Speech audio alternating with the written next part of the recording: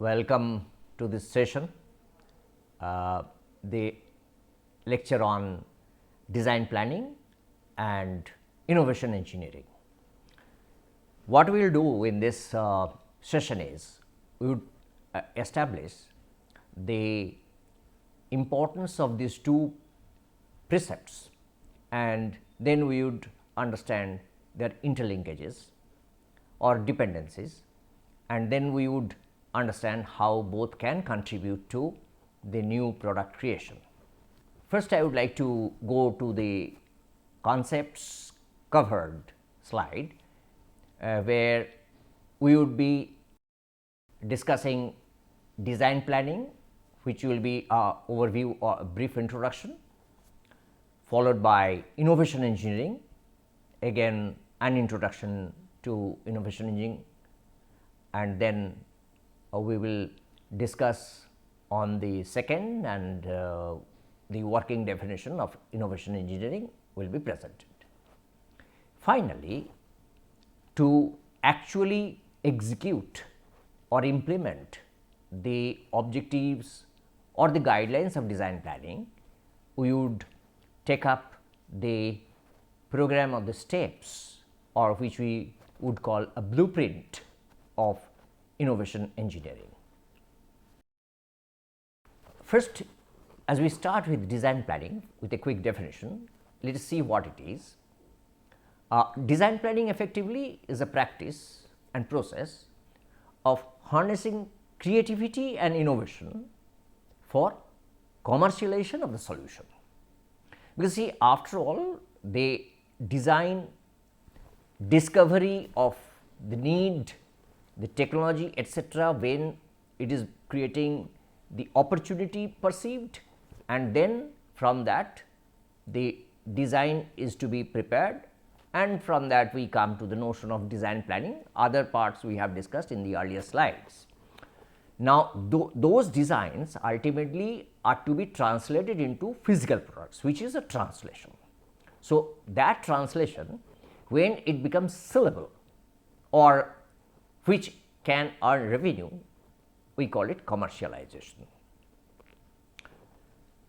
So, in order to do that, design planning may be regarded as a regimen that wields the tenets of technology specialisms, because when we are talking about technology specialism, we are talking about multiple domain, interdisciplinarity, transdisciplinarity, multidisciplinarity and all that. So, here different departments and different specializations or disciplines comes in, branches of engineering comes in, where mechanical engineering will play an important role, where it will have interface with other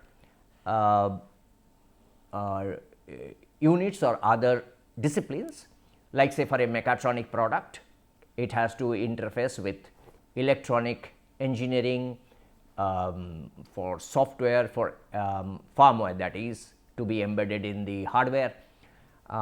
Then at times it has to be a thing called control systems. Also it may be for material science in some cases.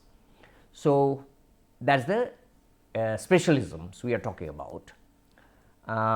Innovation and development project management, organizational strategy and collaboration to guide a functional process.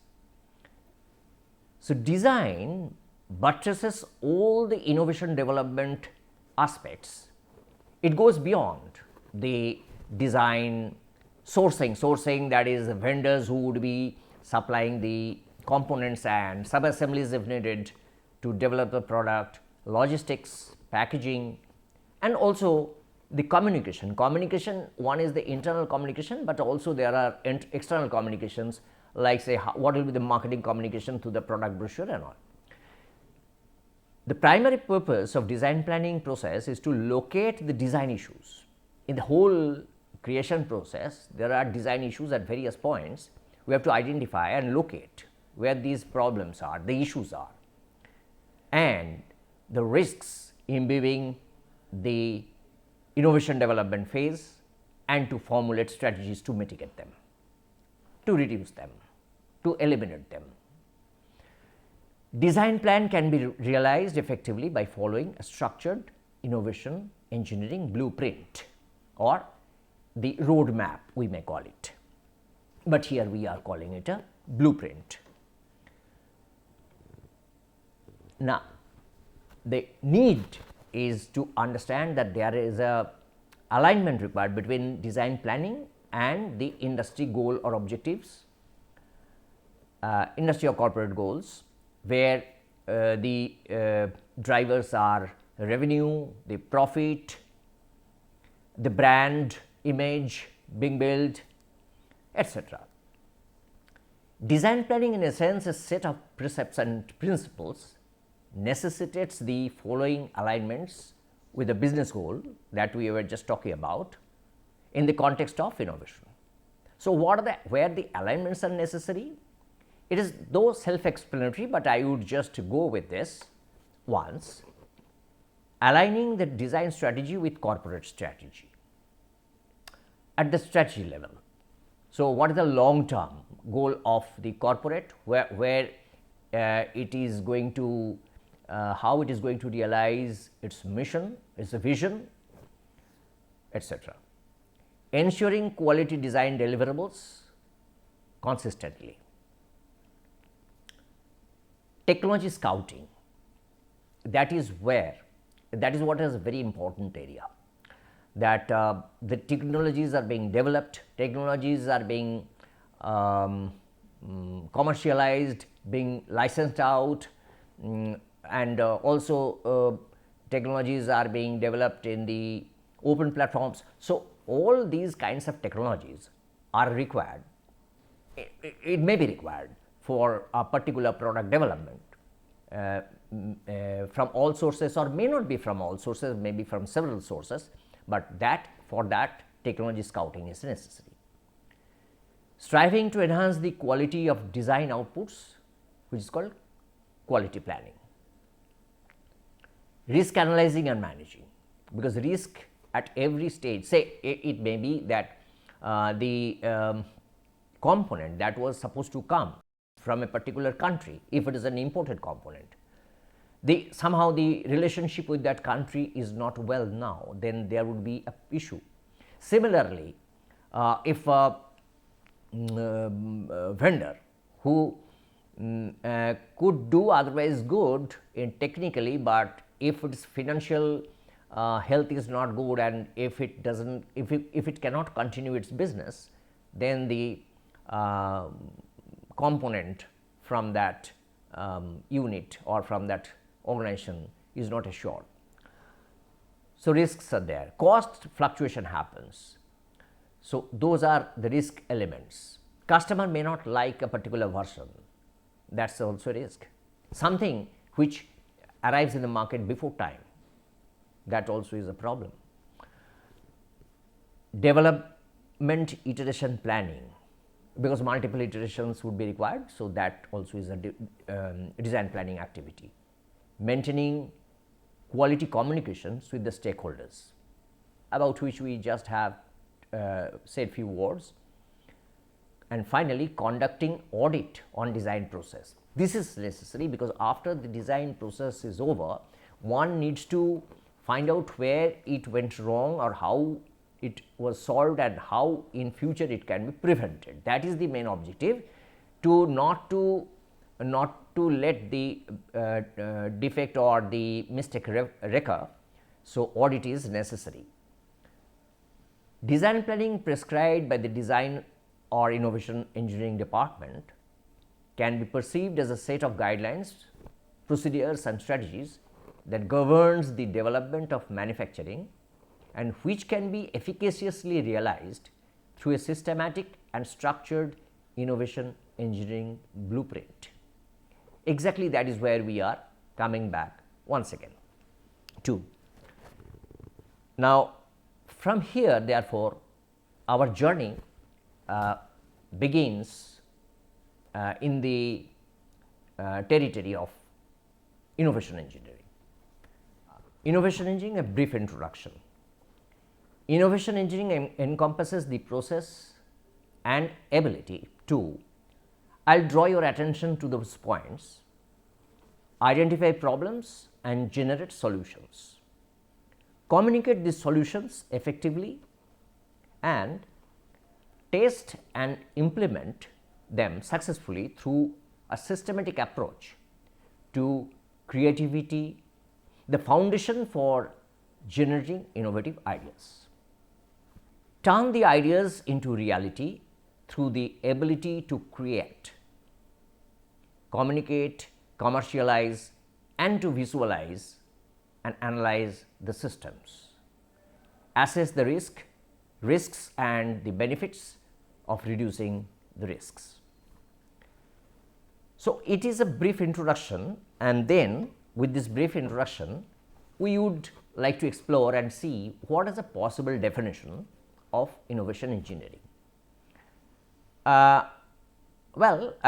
Before that I would like to draw a quick attention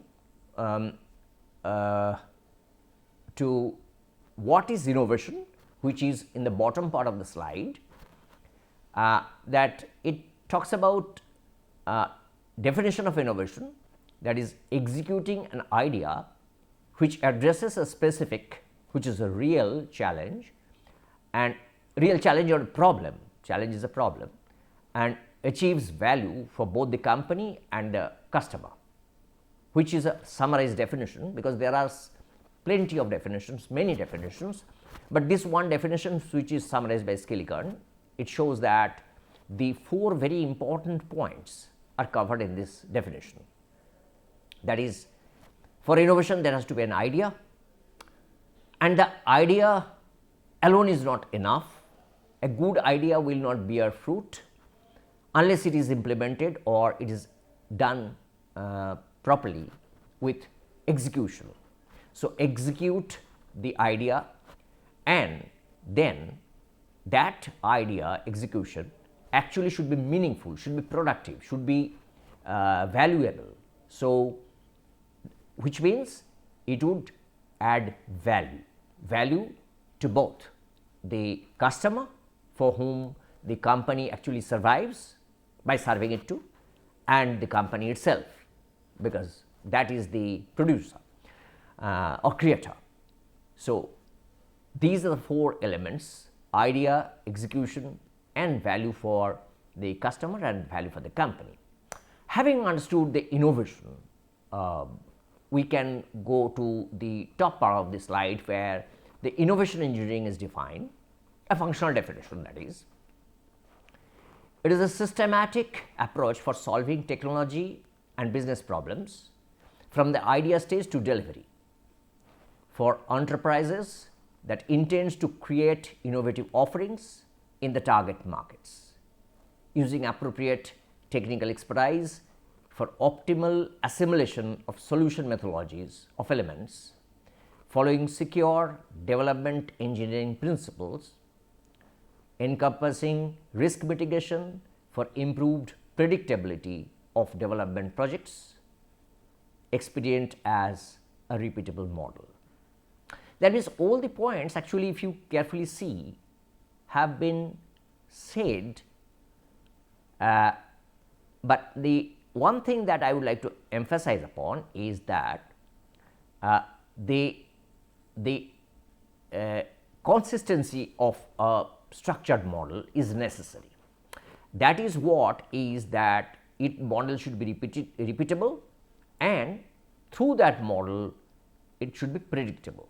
So, improving the predictability of a model is the important thing, and therefore, when we would present the innovation engineering blueprint, you would try and take care of this particular aspect, though all these earlier points have somehow been discussed in our discussion, in this discussion, the first part as well as earlier, but this particular aspect is to be carefully noted. So, now I would go into the blueprint for innovation engineering. It is basically a 11-point plan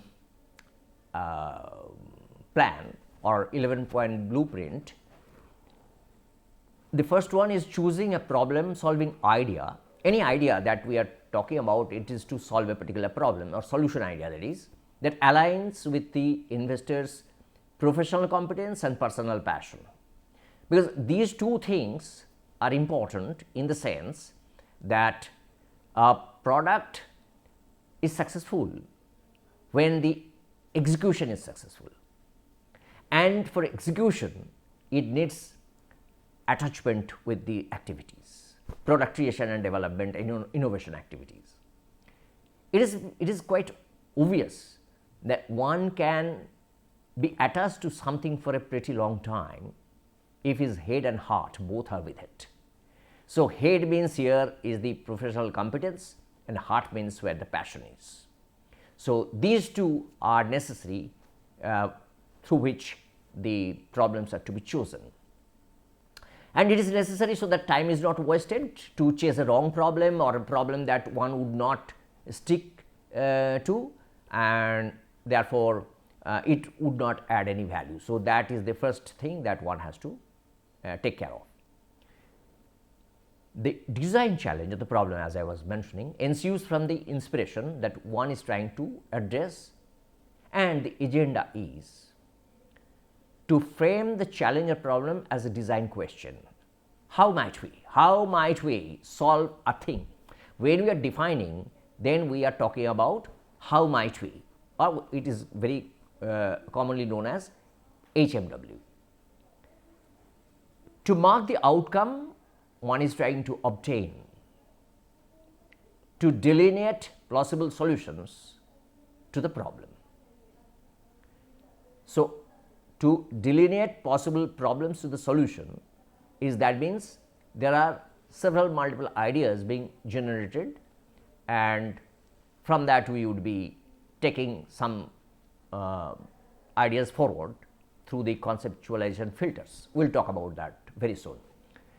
To verify if one has checked the trees contradiction matrix. Now, this is a new term, I understand, as far as you are concerned, because trees, we will discuss that trees in detail later. For now, let us understand that it is a technique by which the innovator or the product developer would not try to reinvent the wheel, would try to figure out if a particular problem is there, if already a solution exists somewhere, and there is a methodology to find that out, and if that solution is available for some other problem, how that can be brought for the use of this current problem.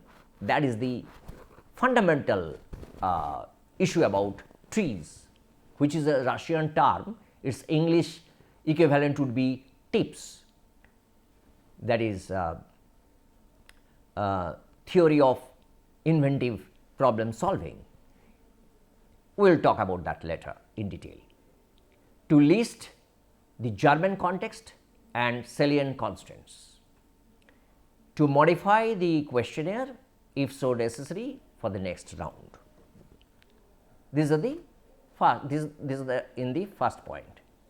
The second point is, therefore, as I said, the definition of defining a problem correctly would be solving a halfway in solving the problem. So, 50% work is done. So, it should be emphasized that defining the problem is important. So, it is necessary to carry out research of the following types. One is the state of the art research, that is what is going on now, what is the prior art, it is called prior art, what is the existing technology, that is how it is being addressed, how it is being solved. Literature review of all kinds, literature, it may be trade magazines, it may be white papers, it may be journals, conference papers, and also the company brochures. So, that is the literature, which would tell us what is the current technology available or on what research is going on, and there is a possibility that something will be coming up quickly in near future, etc. So, we can use it for our product creation. Then fact finding interview or surveys, which is sometimes called primary survey or something, that uses users, stakeholders, partners and experts, they are face to face or one to one. It may be it may not be face to face always, it may be online, but then that is one to one rather, and not from the secondary source of data. First hand understanding of what is that. Next is the undertaking a full circle evaluation of the solution idea. That means completely examining how valid is that. From all sides, the examination is to be conducted to confirm for concept development, answering the following. What should it answer? Who are the user customers? That means identified. Who are the target customers? So, targeting the customers by segmenting the population into different groups. Say for example, it may be a demographic segmentation, it may be a psychographic segmentation, behavioral segmentations. So, different segmentations will give a target group. We will talk about those later, but then who are the user or customer in that particular, whether we are targeting it for the aged people, we are targeting for the disabled people, we are targeting it for the young people, or we are targeting it for the office goers. I mean, depending on the situation, this segmentation is done. Or are we targeting for a market which is in the emerging economy, where the affordability is a big issue. That means where the cost is to be contained, so that we can supply the product at a cost economic rate. And when we are talking about that, we also need to talk about when we are doing that, what is the feasibility, whether it is possible to do that, whether it is technically possible, technologically possible, logistically possible, or is there capability to do that. So, these are certain yardsticks through which the ideas are to be measured, checked, screened. How big is the market? So, that will justify the effort, whether we should go into that at all. If the market is too small, then there is no great attractiveness or worth. Does it address all the regulatory aspects, legal, environmental and all? Is the expected ROI or return on investment attractive? So, if a business is investing money to do something, develop something, sell something thereafter, and if the return or the revenue or the profit that is being earned, if that is not adequate, then there is no point. If it is adequate, one should go for it. So, product should take care of these considerations, product development should take care of these considerations, and therefore, it comes under the innovation engineering paradigm. So, as already I have pointed out to you that finalizing the concept of design, it is required to be filtered under the three very important considerations, which is actually the considerations of IDEO, the design thinking organization, the design organization practicing design thinking, and according to them these three are very vital, and therefore, all ideas will not pass through these filters. Those who will pass through these filters, well, those are actually be out of them the best would be translated, would be considered as a concept, which would be ultimately translated in the product.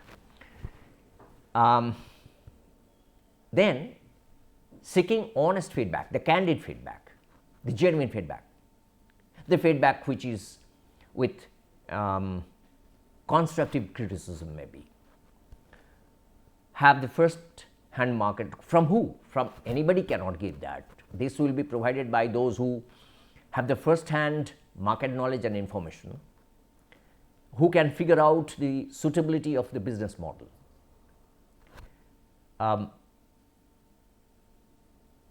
Whether it would be a product is to be sold, or it would be best model would be to lease out, or to supply a product where against certain monthly rent and the revenue for the work done, like Xerox photocopier was doing in its initial stages to popularize the product.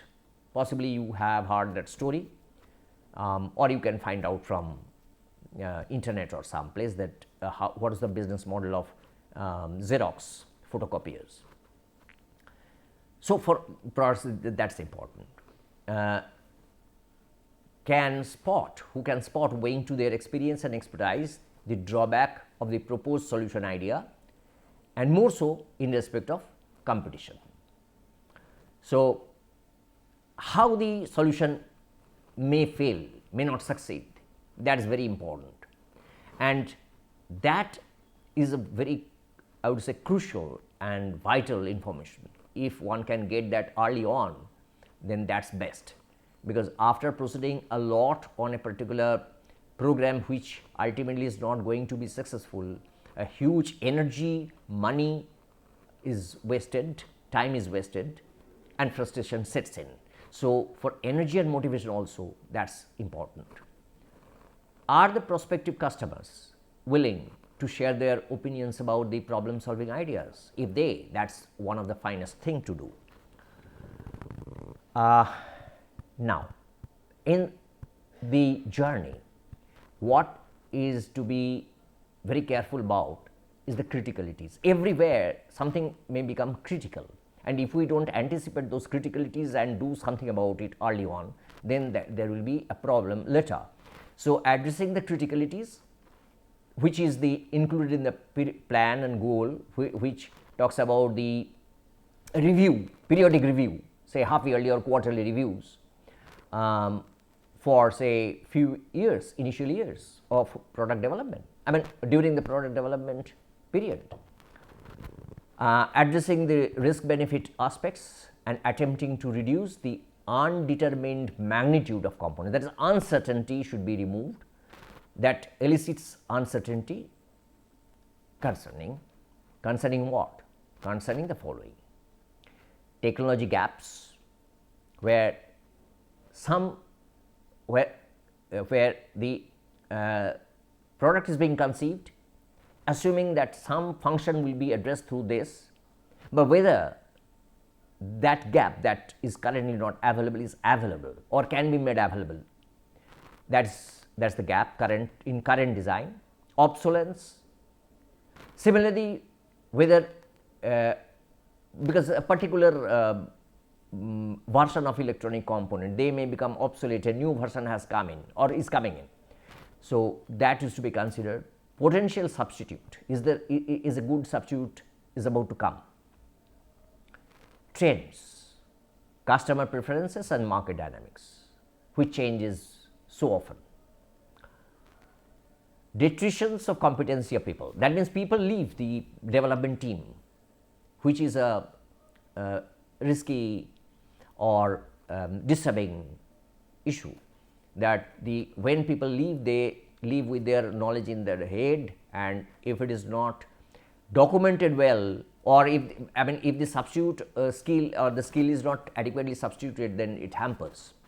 So, the detrition due to attrition is important.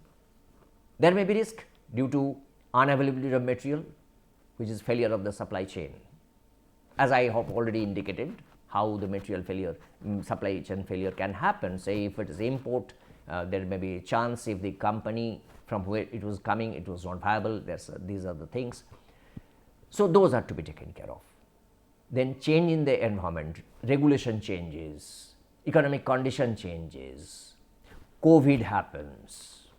So, these are the temporal factors, and so the criticalities are to be dealt with. Then comes the actual central work called designing, which is the breaking down of the original concept into subcomponents, subparts, and it may begin with a thing called a product version called, it is not really a product version, it is rather a functionality being tested or feature being tested, which is called MVP or minimum viable product, which is not a full product, but there are customers who would like to examine that particular aspect of a product, and that is, if created through MVP, if that is tested and if that is satisfactory or the customer likes it, then it would be embedded and then full scale product would be developed. So, in designing, the two important things are to be considered. One is that MVP, that means the feature or the functionalities are there, and then whether it is affordable. It is also very important factor, because one of the major constraint is that anything can be done, but when it comes to the budgeted manufacturing or design, then there is a challenge. So, within a given target cost, it is to be developed. So, the affordability or frugal engineering and design becomes important, whether that criteria, that is the designing part. I have already said that after design comes prototyping. So, immediately after designing, the prototyping is to be developed. Inexpensively it is to be developed, so that a quick feedback comes from the customer, which may be a bare bones prototype. Not every aspect, not all, it is not fleshed out enough, only a bare bone. Sometimes it is called ugly prototype, that also is good enough, that is working, but not finally a car is set up, it moves and with a particular engine and it goes at a speed, but then the exterior is not prepared yet, but that is good enough for testing. So, that kind of prototype is to be readied quickly. Focus should be on building, quickly build something and ship out, so that one can get the feedback. And it is not necessary to wait for the final perfection, ultimate perfection, when everything will be absolutely fine, then it will be sent, then there will be a big problem, because that for perfection, as you know, the more you become perfect, a huge time is required. So, but the market will not wait. So, and also getting the feedback from the market is important, and also for survival, getting some revenue is important. For startups, it is bootstrapping which is required. So, we move on to the next, which is the testing. Finally, once it is developed, then it is to be tested with the customer in the market, how well the product performs in terms of quality, reliability, robustness, etc. We will talk about these aspects separately. What is reliability, how it can be addressed, robustness, what is it, robustness that it can work under fluctuating external conditions, whether the price is correct, how do the customer use it, I mean whether it is user friendly, or do they make any alternate use of this, whether the product or brochure or marketing communication is efficacious, that means whether it actually helps to get sales and revenues, or also can also helps in getting the sales leads, that people are sending inquiries, which will be converted into sales or revenues subsequently. Point number 10 is improving based on the result. That means it is basically again a kind of a repetition, I would say, of those 3 yardsticks, that is desirability, feasibility, viability, which I have already discussed in my earlier lecture. That based on that, if it is found that there is something further to be done to improve, to satisfy the customer, to delight the customer, those are to be done subsequently, that is improving. And finally is the auditing, because audit I have already explained, only to say that to track the process, so that the same mistake, defects or errors are not repeated in the future, they can be prevented. So, the documented audit report will help in that. I would like to put an end note here, which is interesting. Innovation primarily is about assimilating the knowledge, experience, information and data from many different sources, and then it is actually the ability to interblend them. That is one very important characteristics of innovation, and therefore, it combines the interblend knowledge of the technology, marketing, alongside the acumen of scanning of innovation from a strategic business viewpoint. Innovation engineering process flow aims to subsume the same as I just have spoken in a systematic form in a blueprint, the blueprint that we have just now discussed. So, to conclude the session, we may see that this lecture presents an overview of design planning and allows it and follows it up with an agenda for its effective realization through a set of steps. The steps we have seen 1 through 11 just now, called here as the innovation engineering blueprints. It presents a short introduction of both the precepts, that design planning and innovation engineering, and followed by the process flow, which we have just completed. The understanding of the two task principles and their association for successful product engineering can be utilized by the learner in either setting up a big industry or a small startup, or one may actually go and serve in a big industry or in a small startup. So, either way, that is helpful, very, very helpful professionally. It will provide a good rewarding career. The reference is, I would say, is this, that our lecture notes particularly for this, and because this is an upcoming topic and not too many texts are yet available, but that is why we have presented the 11 points in detail that you can see from this lecture. Thank you very much for your attention and be with this session. Thank you very much once again.